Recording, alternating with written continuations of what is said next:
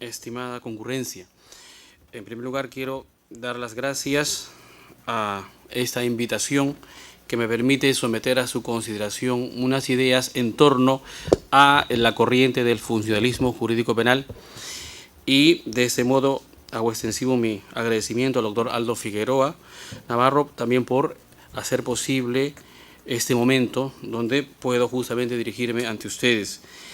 ¿Por qué funcionalismo jurídico penal? Vamos a tratar de qué se trata esta corriente, cuál es su esencia y sobre todo su potencial de rendimiento teórico para la práctica, porque una teoría que no sirva para resolver casos penales en la práctica en realidad no nos es útil, por consiguiente tendría que ser dejada de lado.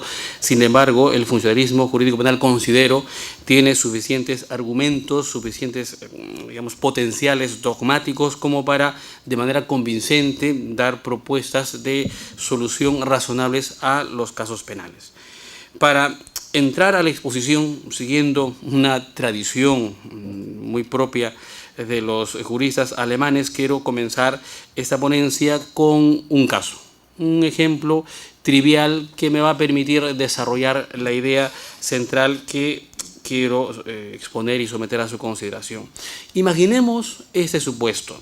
Este es un estudiante que le gusta mucho la teoría del delito, está muy afanado en comprender el sentido dogmático de las categorías, de la tipicidad, de la anticuricidad, de la culpabilidad, y estudia cada noche hasta altas horas de la madrugada.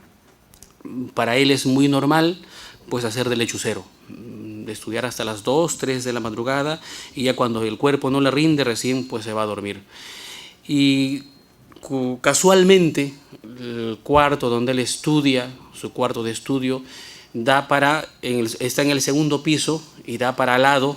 Allí hay un pasaje que no tiene iluminación pública, no tiene alumbrado, pero las personas se benefician gracias a la luz que sale justamente de la habitación de él.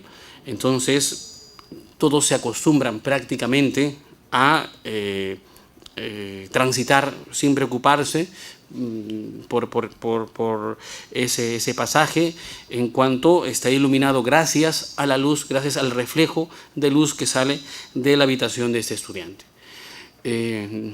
Por reclamos propios de la vecindad, la municipalidad ya decide hacer unas excavaciones para poner un alumbrado público, y con mayor razón las personas agradecen que este estudiante sea tan responsable y se beneficien de su luz, y lo que les permite a ellos no caer en la zanja ya abierta.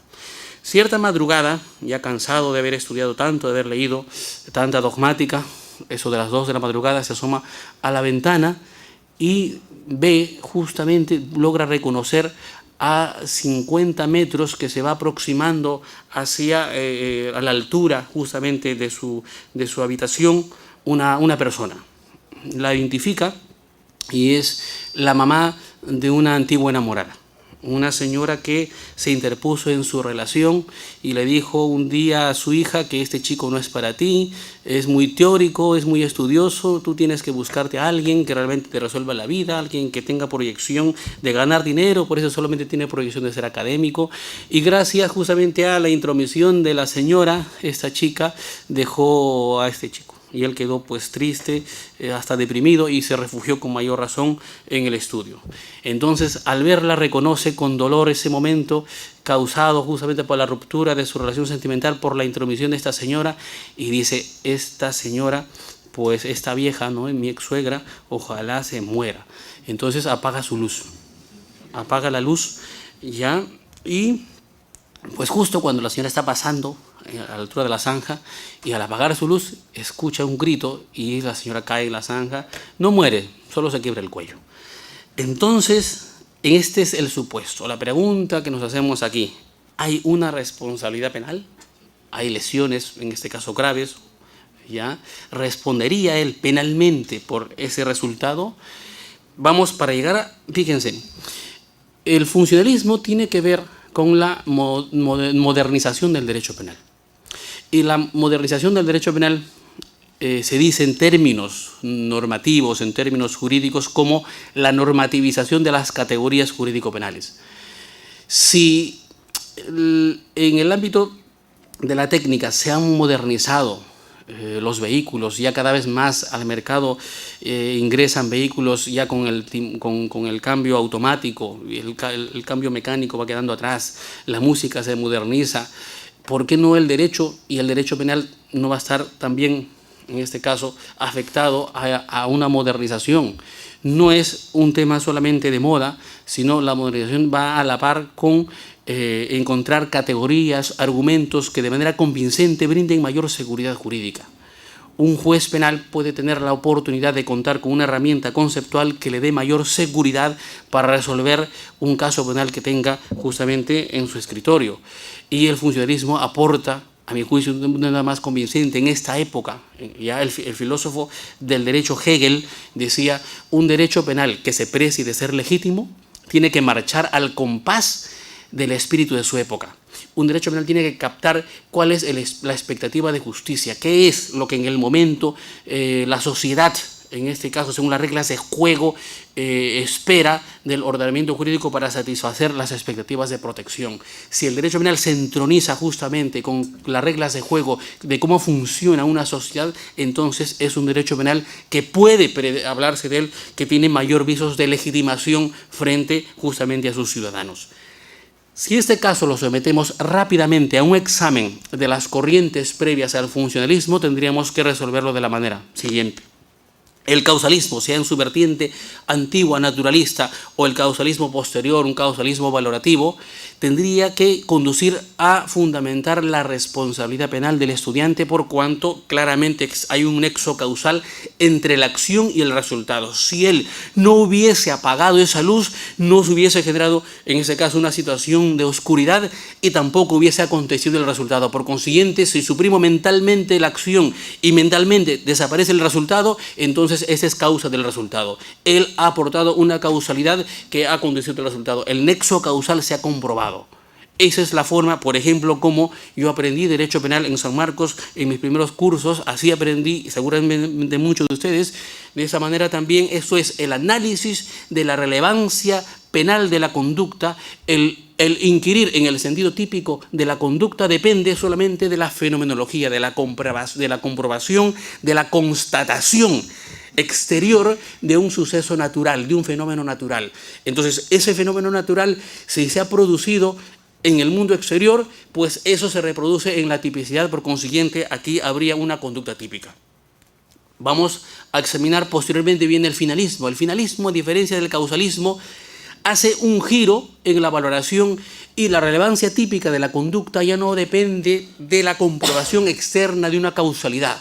Para el finalismo, la relevancia típica más bien está puesta en la relación intersubjetiva o la relación subjetiva entre un sujeto activo y el resultado. Tengo que hurgar en la mente del autor qué es lo que quiso, cuál fue su finalidad, qué pretendió él en su conducta, con su conducta. Por consiguiente, en este caso, él reconoció que venía una persona, su finalidad en este caso fue de lesionarla, el medio empleado fue apagar la luz y aconteció el resultado. Entonces, si somos consecuentes con los puntos centrales del finalismo, tendríamos que afirmar que también existe una responsabilidad penal, aunque el finalismo posterior en los últimos tiempos, cuando introduce la idea de la adecuación social, a lo mejor podría cambiar de alguna forma el resultado, pero en esencia la conducta es final por cuanto comunica un ejercicio, por cuanto exterioriza un ejercicio de finalidad, y la finalidad en este caso es delictiva.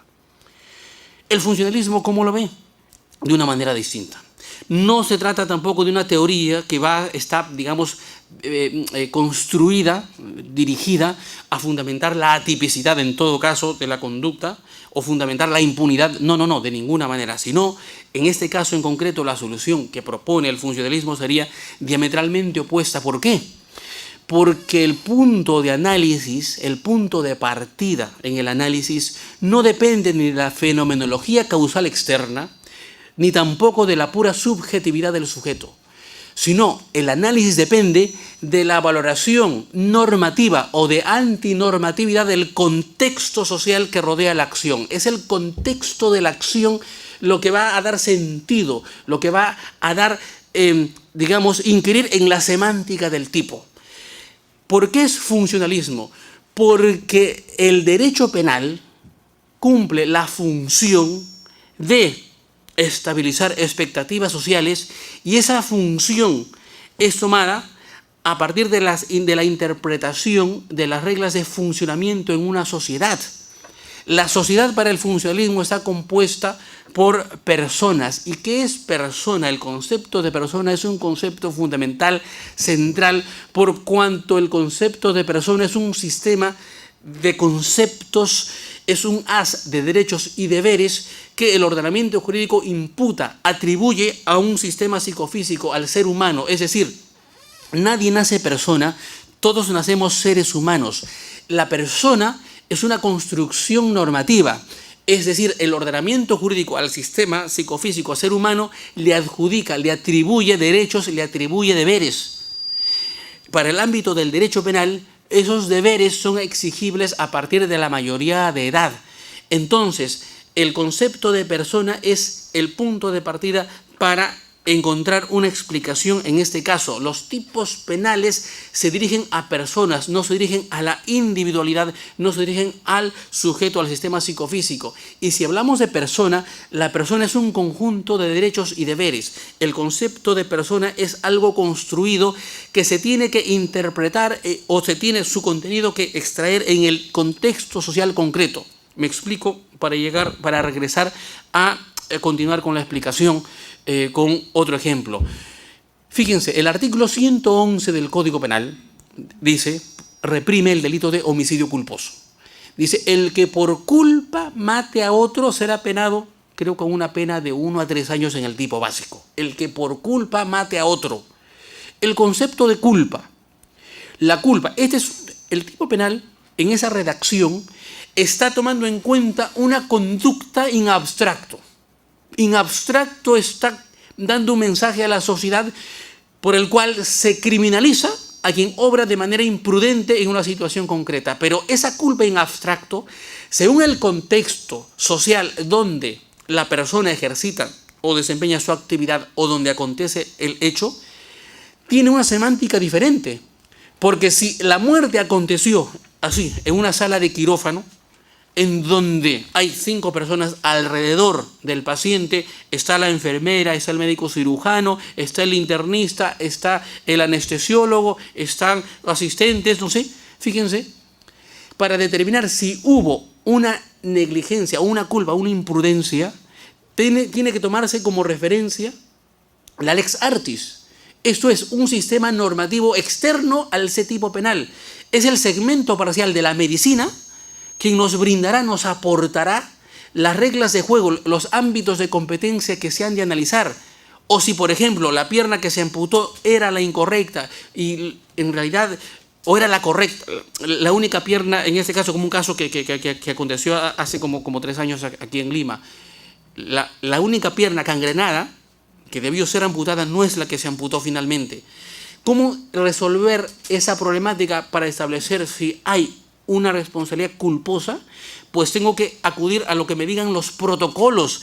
¿Cuáles son los protocolos que debe observar un médico cirujano antes de realizar una operación de esa envergadura? ¿Cuáles son los criterios para determinar si una pierna está gangrenada o no? No sé, a lo mejor el color, el olor, los golpes, si reacciona a lo mejor, en este caso, a los estímulos externos, si tiene que revisar antes el historial clínico o la radiografía, lo que fuere. Entonces, es el ámbito extrapenal del sector de la medicina quien me aportará los elementos para delimitar el ámbito de competencia de los actores de la persona. Pero si la muerte acontece, por ejemplo, en la avenida aquí, en el Paseo de la República, y hay a causa de un atropello, ya no me va a servir la norma de la lex artis, sino tengo que acudir a las normas, en este caso, de la seguridad vial, la norma de tránsito que me explicará cuáles son las reglas de juego, de funcionamiento, en este caso, entre la conducta que debe observar un peatón, un conductor, los límites máximos mínimos de velocidad, o si la muerte acontece porque, por ejemplo, ahora con el boom inmobiliario un trabajador que está construyendo el del 10º piso de un edificio se cae, para establecer si hay una responsabilidad por negligencia del empleador, del empresario, tengo que acudir a las normas de la seguridad en el trabajo, que fija cuáles son los criterios que debe esta persona respetar. Se brindó la indumentaria adecuada al trabajador, si es porque el trabajador obró a propio riesgo, etc. Un solo tipo penal, si se dan cuenta, puede ser llenado de contenido de distintas maneras, según el segmento parcial de la sociedad donde el sujeto interactúa, cuáles son las reglas, las normas de funcionamiento del sector. En el ámbito de los delitos contra la función pública es evidente que sirven a este respecto, por ejemplo, los manuales de operaciones y funciones, los reglamentos de operaciones y funciones, las directivas, las leyes orgánicas, los decretos supremos de urgencia que delimitan ámbitos de competencia, los turnos, etc. Entonces, ¿por qué el funcionalismo toma en cuenta esta cuestión de esa manera? Porque el juicio de imputación no recae sobre el sistema psicofísico en sí, no es lo que el estudiante en ese momento miró, vio, supo, pensó. Lo que importa es el significado de su conducta. El significado de su conducta en un sentido normativo, en un sentido objetivo. Y el significado de su conducta en ese contexto es el de una conducta atípica. ¿Por qué? Porque calza perfectamente en un obrar en el ejercicio legítimo de un derecho. Él, como estudiante, ejercita un derecho de estudiar, no tiene ninguna obligación de dar luz a sus vecinos. Él no es garante. El contexto, lo fáctico, no convierte a nadie en garante respecto a los demás. El deber de garante es un deber jurídico. Y como deber jurídico, los deberes jurídicos surgen de normas penales, extrapenales, de distintas jerarquías, pero tiene que estar normativizado, y una situación fáctica como esta no genera un deber de garante para él. Es una conducta socialmente estereotipada, también se le llama como conducta neutra, es decir, dice Jacobs, nadie responde por el cabal cumplimiento de sus obligaciones. Nadie responde si no se aparta de su rol socialmente estereotipado. Él desempeña un rol, en este caso, inocuo, inofensivo, de estudiante, y por consiguiente no tiene por qué responder. Pero él supo, es que lo subjetivo corresponde a un segundo nivel de análisis de valoración. Lo que determina la responsabilidad, en primer lugar, típica, es el análisis de lo objetivo. Es el significado, es la semántica de la conducta en el contexto social a partir de la normatividad externa, lo que va a marcar cuándo una conducta es penalmente típica o cuándo no. Después de comprobar que la persona ha extralimitado su ámbito de competencia, ha quebrantado su rol en el particular, recién me pongo a hurgar, me pongo a analizar el mundo de los subjetivos, si la persona actuó con dolo o culpa, por ejemplo, pero no es al revés. Hay un orden de análisis. Primero se analiza el tipo objetivo y después el tipo subjetivo. De esta manera, el derecho penal, en la valoración, está en íntima relación con las reglas de juego, cómo funciona una sociedad, cómo funciona el sector, en este caso, del tráfico viario, cómo funciona el sector, el segmento, por ejemplo, en el ámbito de lavado de activos, de la abogacía, cuáles son los ámbitos de competencia que debe observar un abogado, cuáles son la normatividad, las normas deontológicas, en este caso del colegio profesional, la constitución que le faculta el derecho a ejercitar, por ejemplo, su derecho a la defensa respecto, por ejemplo, cuando tiene que cobrar honorarios de una procedencia supuestamente ilícita o ilícita. Es decir, la responsabilidad penal o la conducta típica no depende de lo que el sujeto sabe, no depende de la pura causalidad, sino depende del rol que desempeña, depende de las funciones, de los deberes que desempeña en una determinada sociedad. Ese es el punto de análisis, el punto de partida. Después que yo he comprobado, he analizado si la persona, en este caso, extralimitó ese error, recién pasaré a hurgar el ámbito de lo subjetivo. Hay una ejecutoria suprema muy interesante respecto a un caso que fue resuelto en la Corte Superior de Junín. Es el caso llamado el caso del robo de gallina. Fíjense, porque Jacobs dice, no todo es asunto de todos. No todo es asunto de todos. La responsabilidad penal y el principio de culpabilidad afirma que solamente se responde por un hecho propio. no por hecho de terceros. Yo respondo por el deber jurídico que solamente a mí me atañe y no respondo por hecho de terceros. Este es un caso donde en una comunidad campesina cerca de Jauja, a 5 minutos de Jauja, en una madrugada, una vecina gritó: auxilio, auxilio, me roban. Los vecinos, los pobladores acudieron a auxiliarla y lograron aprehender al ladrón que estaba a punto de cruzar un cerco posterior de la casa llevándose una gallina. Tanta fue la furia en este caso de los vecinos cansados de los abigeatos, de las violaciones sexuales, de la impunidad de los delitos, que lo aprendieron y lo llevaron a la plaza pública de esa comunidad campesina que se llama Guamalí, lo sujetaron a un poste, lo desnudaron de la cintura para arriba y lo golpearon con palos, le arrojaron piedras, con ortiga, incluso agua fría en la madrugada, y eso era invierno. Lo cierto es que él murió, ¿ya? Pero por causas múltiples. En este caso tenía los pulmones reventados, todo el cuerpo prácticamente estaba en este caso picadito. Se procesaron a muchas personas y se condenaron a 5. Entre ellas, a todos por el delito de asesinato, por acción, a 15 años. Entre estas personas fue condenado el presidente de la comunidad, como autor también de asesinato, de homicidio calificado, pero él, a diferencia de los demás, en comisión por omisión. ¿Cuál fue el fundamento de la condena? Él, por ser presidente de la comunidad campesina, por ser la máxima autoridad de esa comunidad, cuando en la madrugada le tocaron la puerta y le dijeron: señor presidente, están linchando a una persona, él, no obstante enterarse, prefirió quedarse y no salir a impedir ese linchamiento. Por consiguiente, él es garante, él tenía el deber de protección porque era la máxima autoridad. Siendo la máxima autoridad, no impidió el resultado. Por tanto, él responde como autor, artículo 13 del Código Penal, de comisión por omisión. Así fue condenado. Llega a la Corte Suprema y la Corte Suprema dice: un momento, justamente esa es otra de las virtudes, digamos, no solamente del funcionalismo de las corrientes actuales modernas, esto es que golpean como nunca en la necesidad de ser técnico, de someter el análisis a un método de comprobación ordenado. Esto es que la dogmática jurídico-penal que ha construido la teoría del delito en 200 años bajo el esquema tripartito de la tipicidad, de la anticursividad y la culpabilidad sea aplicable a la vida real, que no solamente sea concebido como un invento de teoría que solamente sirve para las universidades, no.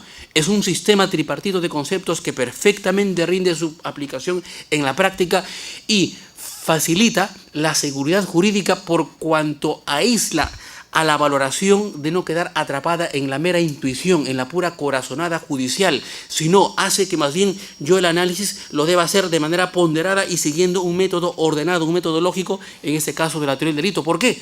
Porque en realidad a esta persona la condenaron solamente por una corazonada, por un invento, porque a juicio del juzgador, según su criterio, al ser la máxima autoridad tenía el deber de garante.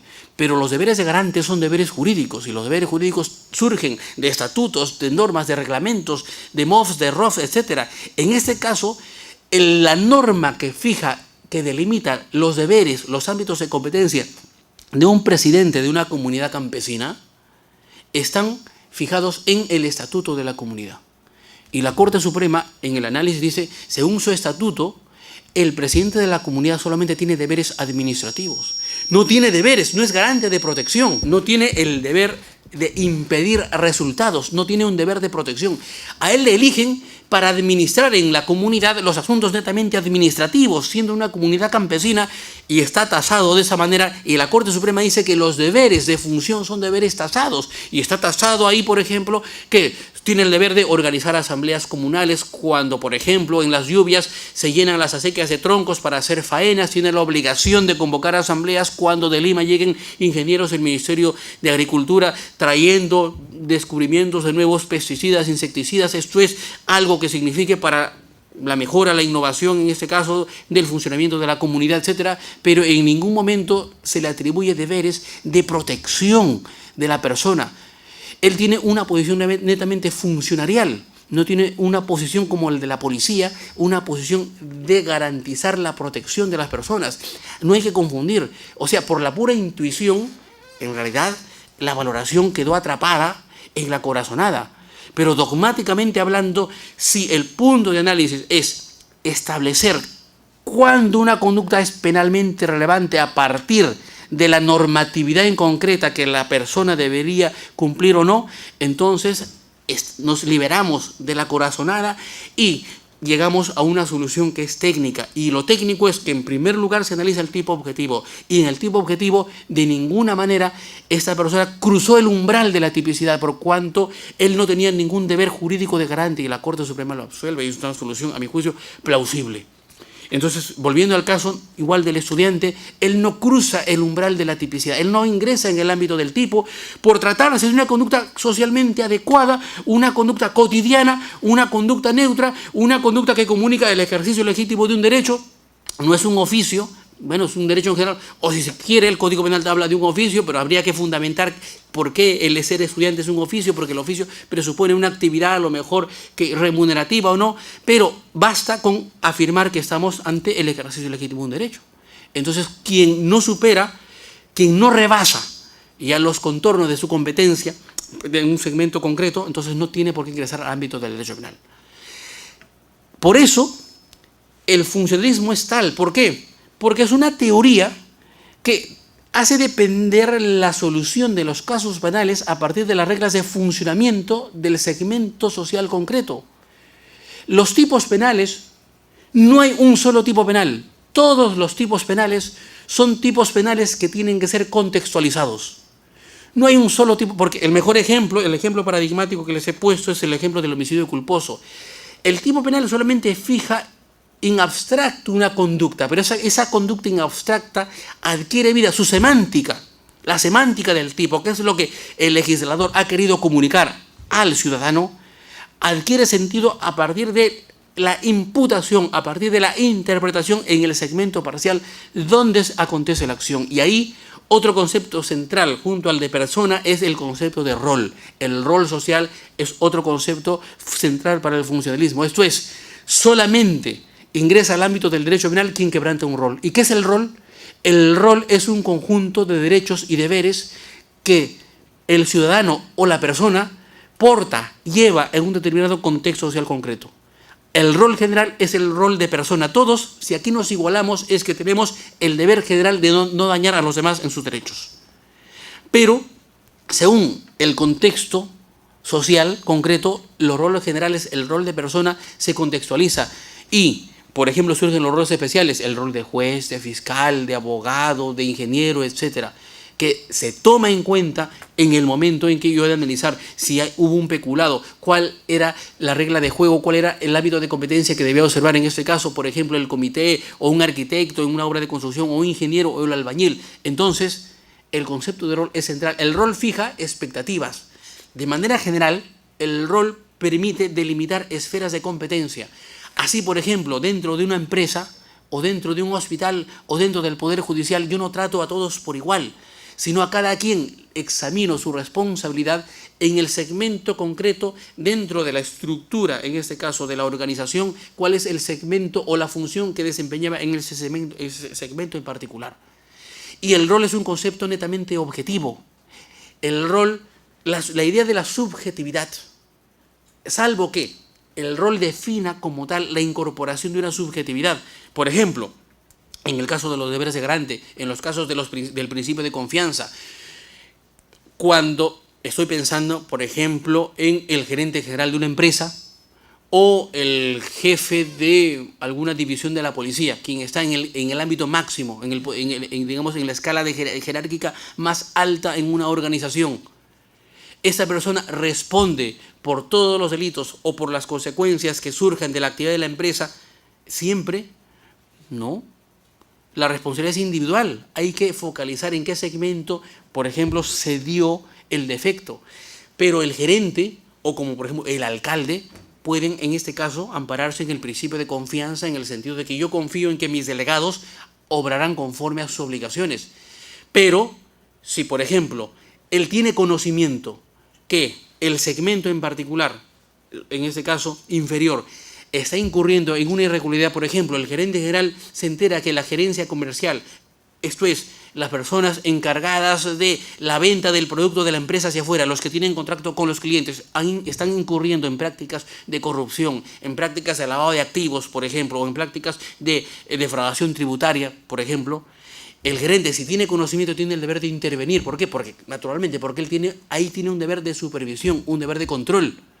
Pero por regla general, él puede confiar en que sus inferiores harán correctamente, cumplirán sus obligaciones. Entonces, el conocimiento ya es inherente al rol.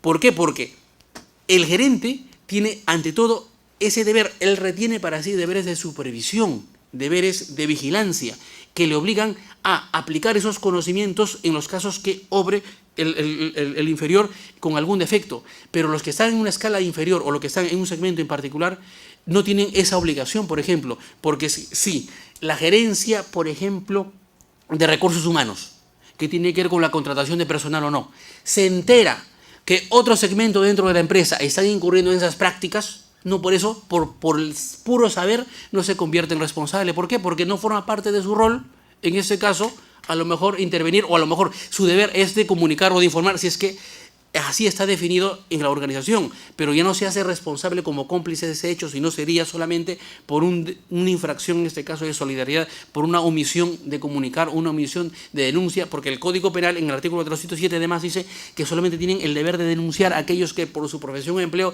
están obligados. Entonces esto tiene como presupuesto que esté juridizado ese deber, pero mientras no haya un deber de denunciar, la conducta es una conducta neutra. Esa es la esencia del rol. El rol es un concepto. Hay mucho por decir aquí. Quiero concluir con un ejemplo que propuso el profesor Jacobs en el año 89 en el libro Homenaje a Armin Kaufmann. Un ejemplo ya muy conocido, pero justamente va a servir para diferenciar con mayor razón en qué consiste esta corriente del funcionalismo. Es el caso del estudiante de biología. Es un caso que no es un caso de puro laboratorio, porque tiene sentido para Alemania. Él es un alemán, está pensando para Alemania. Pero el ejemplo podemos discutirlo aquí, porque es un ejemplo teórico que rinde ya para la práctica muchísimo. El ejemplo es un estudiante de biología que por la mañana en su clase está poniendo atención a la clase de qué hongos son comestibles y qué hongos son venenosos. El profesor le pone así una lámina, un PowerPoint, una imagen de cuáles son los hongos venenosos y los hongos comestibles. Aprende su lección por la mañana y por la noche se gana la vida como mozo, como camarero, en un restaurante. Claro, para Alemania tiene sentido porque es el trabajo ideal de los estudiantes. Los estudiantes dan muchísimo su vida por lograr por las noches esos puestos por horas porque les dan mucha propina. Pero en la noche, ya trabajando como estudiante, le dicen, a ver, tienes que cubrir a la mesa 5. Entonces le dicen, en la cocina le dicen, mesa 5 va y es un plato de ensaladas. Y le dice, tiene que entregar el plato de ensaladas a la mesa 5.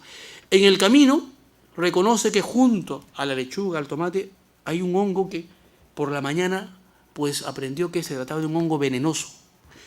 Uy, entonces la cuestión es, ¿entrega o no entrega? Y él dice, bueno, yo aquí no soy estudiante, yo aquí soy solo un mozo, y entrega el plato y la persona come y muere en el momento envenenada. La discusión es si él responde como autor del delito de homicidio. El finalismo, el causalismo, sí, porque él sabía. Él sabía. ¿Dónde está la diferencia con el funcionalismo? El hecho para el funcionalismo no queda impune. Sí hay responsabilidad, pero no por homicidio, sino por omisión de socorro. ¿Por qué? Porque el punto de partida es la teoría de los roles. Él, en el caso concreto, es tomado en cuenta por el ordenamiento jurídico penal, por el derecho penal, en su rol de estudiante o en su rol de mozo, de camarero. Él está practicando en ese segmento para la sociedad, para todos que están en ese restaurante. Él no es estudiante, él es un mozo, es un camarero. Y un mozo, un camarero, tiene el deber de conocer, de distinguir cuáles verduras son comestibles, son venenosas o son inocuas. De ninguna manera. Entonces, si yo extraigo un conocimiento aprendido en otro contexto de la universidad y lo aplico aquí, le exijo y le hago responder por ello, entonces estoy haciéndolo responder quebrantando el principio de culpabilidad por cuanto le estoy haciendo responder por un deber que él no tiene, porque le estoy aplicando un deber, le estoy agregando un deber de garante de cuidar de que en este caso sus clientes no mueran en este caso envenenados.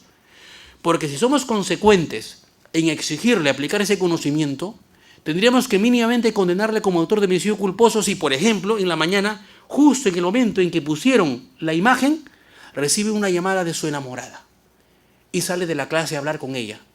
Se perdió la clase. Entonces, si hubiese sido más diligente, si hubiese puesto más responsabilidad a sus estudios, hubiese estado en las condiciones de salvar a alguien en la noche. Entonces, si soy consecuente en exigirle el conocimiento también, en este caso, el ser mal estudiante, lo voy a tomar en cuenta como un fundamento de imputación, pero a título de homicidio culposo. Y eso es un absurdo. Pero en este caso, fíjense, él como estudiante o como mozo, de todos los mozos que existen en el Perú, en Alemania, él es el único que justamente coincide con que es estudiante de biología y el único que ese día aprendió esa lección. Como mozo no le puedo exigir una responsabilidad, pero sí, en este caso, como ciudadano. ¿Por qué? Porque el artículo 127 de nuestro Código Penal dice: quien se encuentre a alguien herido o en una situación de peligro y no le auxilia, responde penalmente. Él decae en este caso, el contexto es un contexto de necesidad de un tercero que hace quebrar que ese rol especial de mozo retrocede y se activa el rol general de persona, de ciudadano. Y él tenía la obligación en ese caso, en ese momento, de intervenir, de hacer algo. Tenía el deber de no entregar, o el deber de solidaridad, de avisar en este caso a la persona: oiga, por si acaso yo le puedo avisar que esto es peligroso para su salud. Entonces la solución ya es consecuente, es correcta. ¿Por qué? Porque ese es un conocimiento general. Toda persona que tiene conocimiento que un tercero está en una situación de necesidad tiene la obligación de hacer algo, de evitar el resultado. En este caso, por eso él respondería como autor de homicidio de socorro, más no como autor directo de omisión de socorro, y más no como autor de homicidio. Porque si le hacemos responder como autor de homicidio, entonces es porque estamos tomando en cuenta los conocimientos excedentes a su rol, conocimientos que están por fuera de, en este caso, de su posición en particular. En la Corte Suprema hay varios casos resueltos en donde se puede también graficar de manera clara por qué los conocimientos especiales, los conocimientos psíquicos son irrelevantes para el derecho penal. Hay el caso de un médico que atendió a un terrorista, por ejemplo. El médico tiene la obligación de curar a su paciente para él le debe ser indiferente la condición de su paciente, si es terrorista, o es un profesor, o es una persona caritativa. Él solamente tiene que saber que delante de sí tiene un ser humano en estado de auxilio médico y curarlo. Y en este caso, pero él sabía que este era un terrorista, y después de ser curado, continuó en su accionar terrorista, y por eso se le involucró como autor de colaboración con el terrorismo. El doctor San Martín Castro hace un considerando donde dice: si la conducta es solamente de actuar en su deber de médico, no tiene por qué responder. Pero en este caso sí respondió, porque él no solamente actuó como médico, sino que se apartó de su rol de médico, porque a cada uno de sus pacientes que eran jóvenes les incentivó a no abandonar la organización de Sendero Luminoso. Entonces ya no actuó como médico, por ejemplo. En ese caso sí responde. Hay otro caso, otro de la ciudad de San Francisco. Venía a Huamanga un ómnibus y en un control policial encontraron en la canastilla escondida droga camuflada en una almohada. El cobrador aceptó, confesó su responsabilidad, dijo que a él le habían pagado para trasladar esa droga, que era 150 gramos, pero también condenaron al chofer. El chofer dijo: no, yo no sabía. La Corte Suprema absuelve al chofer, pero no por el tema de no sabía. Dice, en primer lugar, ¿cuál es el rol de un chofer? El chofer tiene la obligación de verificar, la obligación de verificar que las cosas que lleva su vehículo no tienen droga, no forma parte de su deber. Él tiene el deber de conducir. Y dice, ponente el doctor Rodríguez, el siguiente fundamento dice: e incluso de haber sabido, tampoco responde. ¿Por qué? Porque es un conocimiento excedente a su rol. Yo solamente respondo por aquello de lo que debo saber, salvo que en este caso se le exija un deber de avisar a la autoridad. Pero hay un problema normativo. En el Código Penal, el artículo 407 impone el deber de denunciar a la autoridad solamente a aquellos que por su profesión o empleo están en la obligación de denunciar. Y un chofer no forma parte de su empleo ese deber de denunciar. Entonces, si se dan cuenta, fíjense, hay sobrados elementos como para diferenciar ¿no?, esta corriente de las anteriores, y concluyo aquí resumiéndolo todo diciendo lo siguiente: estamos ante un escenario en donde el análisis de la relevancia penal de una conducta depende de la valoración solamente de antinormatividad de la conducta. La conducta, en el caso concreto, ¿qué norma ha quebrantado? ¿Qué deber? ¿Qué rol?